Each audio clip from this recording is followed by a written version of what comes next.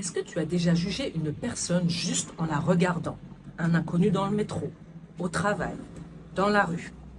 Moi, oui. Et je me rends compte que ces jugements peuvent me fermer des portes.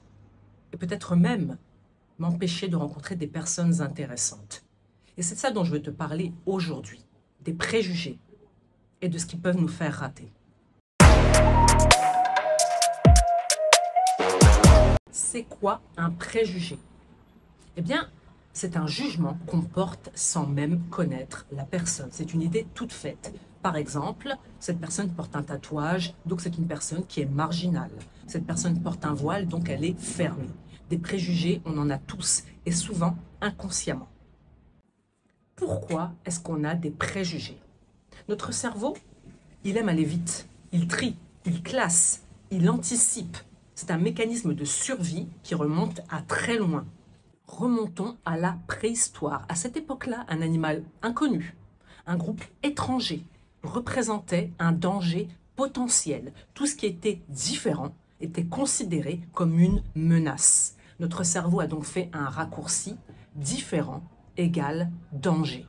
Et aujourd'hui, nous sommes entourés de différences. Mais notre cerveau, lui, a gardé le même fonctionnement. En d'autres termes, il n'a pas fait sa mise à jour.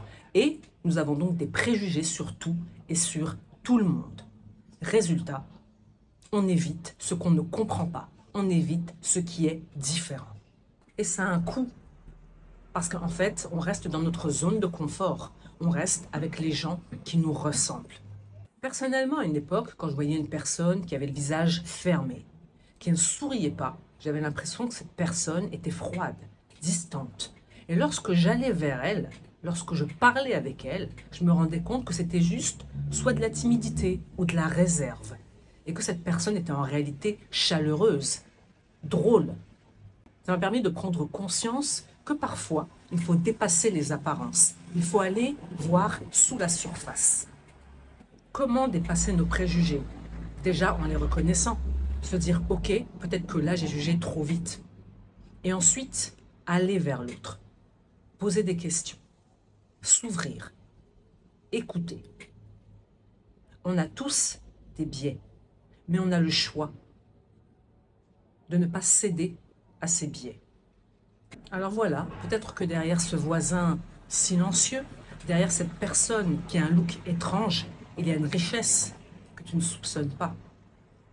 Et si demain ou après-demain, tu allais vers une personne que tu aurais évitée d'habitude, juste comme ça, par curiosité, tu seras peut-être surpris. D'ailleurs, dis-moi en commentaire, est-ce que tu as déjà vécu une rencontre inattendue à cause ou malgré un préjugé? Merci d'avoir regardé jusqu'ici. Si cette vidéo t'a parlé, like, partage, abonne-toi et surtout, restons humains.